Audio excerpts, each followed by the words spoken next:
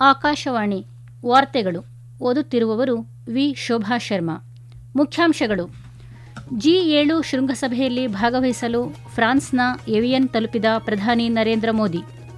ಮುಂಗಾರು ಹಂಗಾಮಿನ ಸಿದ್ಧತೆಗಳ ಕುರಿತು ಕೇಂದ್ರ ಕೃಷಿ ಸಚಿವ ಶಿವರಾಜ್ ಸಿಂಗ್ ಚೌಹಾಣ್ ಅವರಿಂದ ಸಮಗ್ರ ಪರಿಶೀಲನೆ. ಸಣ್ಣ ಗ್ರಾಮಗಳಲ್ಲಿ ಕೆಮ್ಮಿನ ಸಿರಪ್ಗಳ ಮಾರಾಟಕ್ಕೆ ನೀಡಲಾಗಿದ್ದ ವಿನಾಯಿತಿ ಹಿಂಪಡೆದ ಕೇಂದ್ರ ಸರ್ಕಾರ. ಹಾಗೂ ಫಿಫಾ ವಿಶ್ವಕಪ್ ಫುಟ್ಬಾಲ್ ಐ ಗುಂಪಿನ ಪಂದ್ಯದಲ್ಲಿ ಇಂದು ಫ್ರಾನ್ಸ್ ಸೆನೆಗಲ್ ಮುಖಾಮುಖಿ. ವಾರ್ತೆಗಳ ವಿವರ. ಪ್ರಧಾನಿ ನರೇಂದ್ರ ಮೋದಿ ಅವರು G7 ಶೃಂಗಸಭೆಯಲ್ಲಿ ಭಾಗವಹಿಸಲು 2 ದಿನಗಳ ಭೇಟಿಗಾಗಿ ಫ್ರಾನ್ಸ್ನ ಎವಿಯನ್ ನಗರಕ್ಕೆ ಆಗಮಿಸಿದ್ದಾರೆ. ವಿಶ್ವ ನಾಯಕರೊಂದಿಗೆ ತೊಡಗಿಸಿಕೊಳ್ಳಲು ಮತ್ತು ಪ್ರಮುಖ ಜಾಗತಿಕ ವಿಷಯಗಳ ಕುರಿತು ಅಭಿಪ್ರಾಯಗಳನ್ನು ವಿನಿಮಯ ಮಾಡಿಕೊಳ್ಳಲು ಎದುರು ನೋಡುತ್ತಿದ್ದೇನೆ. ಹೆಚ್ಚು ಸುಸ್ಥಿರ ಮತ್ತು ಸಮೃದ್ಧ ಭೂಮಿಗಾಗಿ ಸಾಮೂಹಿಕ ಪ್ರಯತ್ನಗಳನ್ನು ಮುಂದುವರಿಸಲು ಭಾರತ ಬದ್ಧವಾಗಿದೆ ಎಂದು ಸಾಮಾಜಿಕ ಜಾಲತಾಣದಲ್ಲಿ ಪ್ರಧಾನಿ ನರೇಂದ್ರ ಮೋದಿ ಹೇಳಿದ್ದಾರೆ. ಶೃಂಗಸಭೆಯ ಹೊರತಾಗಿ ಪ್ರಧಾನಿ ನರೇಂದ್ರ ಮೋದಿ ಅವರು ಕೆನಡಾ ಪ್ರಧಾನಿ ಮಾರ್ಕ್ ಕಾರ್ನಿ, ಬ್ರಿಟನ್ನ ಪ್ರಧಾನಿ ಕೀರ್ ಸ್ಟಾರ್ಮರ್ ಮತ್ತು ಯುನೈಟೆಡ್ ಅರಬ್ ಎಮಿರೇಟ್ಸ್ ಅಧ್ಯಕ್ಷ Sheikh Mohamed bin Zayed Al Nahyan ಅವರೊಂದಿಗೆ ದ್ವಿಪಕ್ಷೀಯ ಸಭೆಗಳನ್ನು ನಡೆಸಲಿದ್ದಾರೆ. ಇಂದು ರಾತ್ರಿ ಫ್ರಾನ್ಸ್ ಅಧ್ಯಕ್ಷ ಎಮ್ಯಾನ್ಯುಯಲ್ ಮ್ಯಾಕ್ರನ್ ಆಯೋಜಿಸಿರುವ ಭೋಜನಕೂಟದಲ್ಲಿ ಅವರು ಭಾಗವಹಿಸಲಿದ್ದಾರೆ. ಪ್ರಧಾನಿ ನರೇಂದ್ರ ಮೋದಿ ಅವರು ನಾಳೆ ಅಮೆರಿಕದ ಅಧ್ಯಕ್ಷ ಡೊನಾಲ್ಡ್ ಟ್ರಂಪ್ ಅವರೊಂದಿಗೆ ಮಾತುಕತೆ ನಡೆಸಲಿದ್ದಾರೆ. ವಿವಿಧ ಕ್ಷೇತ್ರಗಳಲ್ಲಿ ದ್ವಿಪಕ್ಷೀಯ ಸಹಕಾರವನ್ನು ಮತ್ತಷ್ಟು ಬಲಪಡಿಸುವ ಮಾರ್ಗಗಳ ಕುರಿತು ಉಭಯ ನಾಯಕರು ಚರ್ಚಿಸುವ ನಿರೀಕ್ಷೆಯಿದೆ. ಫ್ರಾನ್ಸ್ ಭೇಟಿಯ ಭಾಗವಾಗಿ ನಾಳೆ ಸಂಜೆ ಅವರು ಪ್ಯಾರಿಸ್ ತಲುಪಲಿದ್ದಾರೆ. ಕೇಂದ್ರ ಕೃಷಿ ಮತ್ತು ರೈತರ ಕಲ್ಯಾಣ ಸಚಿವ ಶಿವರಾಜ್ ಸಿಂಗ್ ಚೌಹಾಣ್ ಇಂದು ನವದೆಹಲಿಯಲ್ಲಿ ಉನ್ನತ ಮಟ್ಟದ ಕೃಷಿ ಪರಿಶೀಲನಾ ಸಭೆ ನಡೆಸಿ ದೇಶಾದ್ಯಂತ ಮುಂಗಾರು 2026 ಹಂಗಾಮಿನ ಸಿದ್ಧತೆಗಳ ಕುರಿತು ಸಮಗ್ರ ಪರಿಶೀಲನೆ ನಡೆಸಿದರು. ಸಂಭವನೀಯ ಎಲ್ ನಿನೋ ಪರಿಸ್ಥಿತಿಯ ಹಿನ್ನೆಲೆಯಲ್ಲಿ ಹತ್ತಿ ಉತ್ಪಾದನೆ ಹೆಚ್ಚಿಸುವಂತೆ, ಬೇಳೆಕಾಳುಗಳ ಉತ್ಪಾದನೆಯಲ್ಲಿ ಸ್ವಾವಲಂಬನೆ ಸಾಧಿಸುವಂತೆ ಹಾಗೂ ಕಡಿಮೆ ಮಳೆಯ ಜಿಲ್ಲೆಗಳಿಗಾಗಿ ಮುಂಚಿತವಾಗಿ ತುರ್ತು ಕಾರ್ಯಯೋಜನೆಗಳನ್ನು ರೂಪಿಸುವಂತೆ ಅಧಿಕಾರಿಗಳಿಗೆ ಸಚಿವರು ನಿರ್ದೇಶಿಸಿದರು.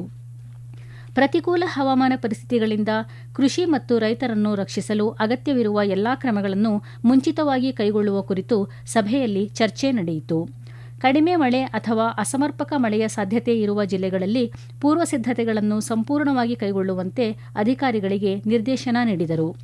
ಇಂತಹ ಜಿಲ್ಲೆಗಳನ್ನು ಗುರುತಿಸಿ ರಾಜ್ಯ ಸರ್ಕಾರಗಳ ಸಹಯೋಗದಲ್ಲಿ ಬೆಳೆವಾರು ತುರ್ತು ಕಾರ್ಯಯೋಜನೆಗಳನ್ನು ಸಿದ್ಧಪಡಿಸಬೇಕು ಎಂದು ಅವರು ಸೂಚಿಸಿದರು.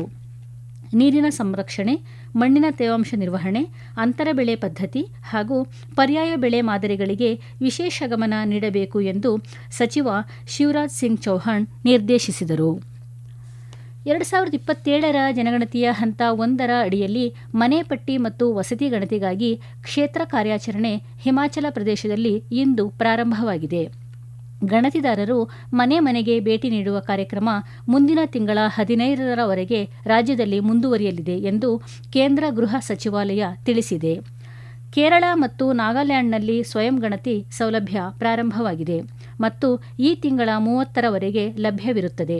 ಈ ರಾಜ್ಯಗಳಲ್ಲಿ ಅನುಗುಣವಾದ ಮನೆಪಟ್ಟಿ ಮತ್ತು ವಸತಿ ಗಣತಿ ಕ್ಷೇತ್ರ ಕಾರ್ಯಾಚರಣೆಗಳನ್ನು ಮುಂದಿನ ತಿಂಗಳ 1ರಿಂದ ಜುಲೈ 30ರವರೆಗೆ ನಡೆಸಲಾಗುವುದು. ಆದಾಗ್ಯೂ ಗುಜರಾತ್, ಜಮ್ಮು ಮತ್ತು ಕಾಶ್ಮೀರ, ಲಡಾಖ್, ಪುದುಚೇರಿ ಮತ್ತು ಉತ್ತರ ಪ್ರದೇಶಗಳಲ್ಲಿ ಮನೆ ಮನೆ ಕ್ಷೇತ್ರ ಕಾರ್ಯಾಚರಣೆಗಳು ಪ್ರಸ್ತುತ ನಡೆಯುತ್ತಿವೆ. ಏತನ್ಮಧ್ಯೆ ಮಹಾರಾಷ್ಟ್ರ, ಮೇಘಾಲಯ, ರಾಜಸ್ಥಾನ ಮತ್ತು ಜಾರ್ಖಂಡ್ ಜೊತೆಗೆ ದೆಹಲಿ ಮಹಾನಗರ ಪಾಲಿಕೆ ವ್ಯಾಪ್ತಿಗೆ ಬರುವ ಪ್ರದೇಶದಲ್ಲಿ ಮನೆ ಪಟ್ಟಿ ಮತ್ತು ವಸತಿ ಗಣತಿ ಕಾರ್ಯಾಚರಣೆಗಳು ಯಶಸ್ವಿಯಾಗಿ ಪೂರ್ಣಗೊಂಡಿವೆ. ಈ ಕಾರ್ಯಾಚರಣೆಗಳನ್ನು ಮೇ 16ರಿಂದ ಈ ತಿಂಗಳ 14ರವರೆಗೆ ನಡೆಸಲಾಯಿತು. ಮಧ್ಯಪ್ರಾಚ್ಯ ಭಾರತ ಆಳ ಸಮುದ್ರ ಪೈಪ್ಲೈನ್ ಯೋಜನೆಗೆ ಸಂಬಂಧಿಸಿದಂತೆ ಯಾವುದೇ ಪ್ರಸ್ತಾವನೆ ಪ್ರಸ್ತುತ ಸಚಿವಾಲಯದ ಪರಿಗಣನೆಯಲ್ಲಿ ಇಲ್ಲ ಎಂದು ಪೆಟ್ರೋಲಿಯಂ ಮತ್ತು ನೈಸರ್ಗಿಕ ಅನಿಲ ಸಚಿವಾಲಯ ಸ್ಪಷ್ಟಪಡಿಸಿದೆ. ಈ ಕುರಿತು ಪ್ರಕಟಣೆ ಹೊರಡಿಸಿರುವ ಸಚಿವಾಲಯ, ಗುಜರಾತ್ ಅನ್ನು ಒಮನ್ ಹಾಗೂ ಇತರ ಗಲ್ಫ್ ರಾಷ್ಟ್ರಗಳೊಂದಿಗೆ ಸಂಪರ್ಕಿಸುವ ಮಧ್ಯಪ್ರಾಚ್ಯ ಭಾರತ ಆಳ ಸಮುದ್ರ ಪೈಪ್ಲೈನ್ ಯೋಜನೆಯನ್ನು ಕೇಂದ್ರ ಸರ್ಕಾರ ಸಕ್ರಿಯವಾಗಿ ಮುಂದುವರಿಸುತ್ತಿದೆ ಎಂಬರ್ಥದ ಹಲವು ಮಾಧ್ಯಮ ವರದಿಗಳು ಪ್ರಕಟವಾಗಿರುವುದು ಸತ್ಯಕ್ಕೆ ದೂರವಾಗಿದೆ ಎಂದು ಹೇಳಿದೆ. ಆದರೆ ಈ ಯೋಜನೆಗೆ ಸಂಬಂಧಿಸಿದಂತೆ ಸಚಿವಾಲಯದ ಯಾವುದೇ ಹಂತದಲ್ಲಿಯೂ ಒಮನ್ ಅಥವಾ ಇತರ ಯಾವುದೇ ಗಲ್ಫ್ ರಾಷ್ಟ್ರಗಳೊಂದಿಗೆ ಸಕ್ರಿಯ ಚರ್ಚೆಗಳು ಅಥವಾ ಮಾತುಕತೆಗಳು ನಡೆಯುತ್ತಿಲ್ಲ ಎಂದು ಸಚಿವಾಲಯ ಸ್ಪಷ್ಟಪಡಿಸಿದೆ.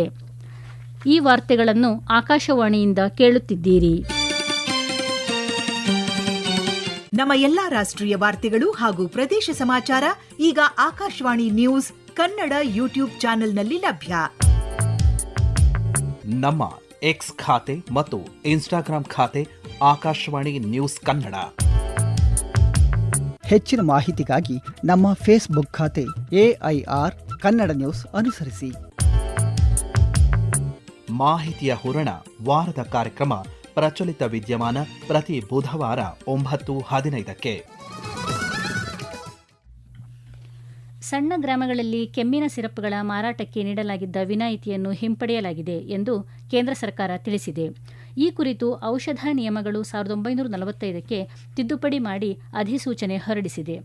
ಇನ್ನು ಮುಂದೆ ಸಣ್ಣ ಗ್ರಾಮಗಳಲ್ಲಿಯೂ ಕೆಮ್ಮಿನ ಸಿರಪ್ಗಳ ಮಾರಾಟ ಮತ್ತು ವಿತರಣೆ ಕಡ್ಡಾಯವಾಗಿ ಪರವಾನಗಿ ಪಡೆದ ಔಷಧ ಮಳಿಗೆಗಳ ಮೂಲಕವೇ ನಡೆಯಬೇಕಾಗಿದೆ. ದೇಶದ ಅತ್ಯಂತ ದೀರ್ಘಾವಧಿಯ ಚುನಾಯಿತ ಪ್ರಧಾನಿಯಾಗಿ 12 ವರ್ಷಗಳನ್ನು ಪೂರೈಸಿದ ಪ್ರಧಾನಿ ನರೇಂದ್ರ ಮೋದಿ ಅವರು ವಿವಿಧ ಕ್ಷೇತ್ರಗಳಲ್ಲಿ ಗಮನಾರ್ಹ ಅಭಿವೃದ್ಧಿಗೆ ಕಾರಣರಾಗಿದ್ದಾರೆ ಮತ್ತು ಅಭಿವೃದ್ಧಿ ಹೊಂದಿದ ಭಾರತಕ್ಕೆ ಬಲವಾದ ಅಡಿಪಾಯ ಹಾಕಿದ್ದಾರೆ ಎಂದು ಕೇಂದ್ರ ಸಚಿವ ಪ್ರಹ್ಲಾದ್ ಜೋಶಿ ಹೇಳಿದ್ದಾರೆ. ವಿಜಯವಾಡದ ರಾಯನಪಾಡು ರೈಲು ನಿಲ್ದಾಣದಲ್ಲಿ ಇಂದು ಅಭಿವೃದ್ಧಿ ಕಾರ್ಯಗಳ ಪ್ರಗತಿ ಪರಿಶೀಲಿಸಿದ ಅವರು ದೇಶ 100% ರೈಲ್ವೆ ವಿದ್ಯುದೀಕರಣದತ್ತ ಸಾಗುತ್ತಿದೆ, ಆಮದು ಮಾಡಿಕೊಂಡ ಡೀಸೆಲ್ ಮೇಲಿನ ಅವಲಂಬನೆಯನ್ನು ಕಡಿಮೆ ಮಾಡುತ್ತಿದೆ ಮತ್ತು ಸುಸ್ಥಿರ ಮೂಲಸೌಕರ್ಯವನ್ನು ಬಲಪಡಿಸುತ್ತಿದೆ ಎಂದರು. ಪ್ರಧಾನಿ ನರೇಂದ್ರ ಮೋದಿ ನೇತೃತ್ವದಲ್ಲಿ ಅಮರಾವತಿಯನ್ನು ರಾಜಧಾನಿಯಾಗಿ ಘೋಷಿಸಲಾಗಿದೆ ಮತ್ತು ರೈಲು ಮೂಲಸೌಕರ್ಯದ ಮೂಲಕ ಪ್ರಮುಖ ನಗರಗಳೊಂದಿಗೆ ಅದರ ಸಂಪರ್ಕವನ್ನು ಸುಧಾರಿಸಲು ಪ್ರಯತ್ನಗಳು ನಡೆಯುತ್ತಿವೆ ಎಂದು ಅವರು ಹೇಳಿದರು.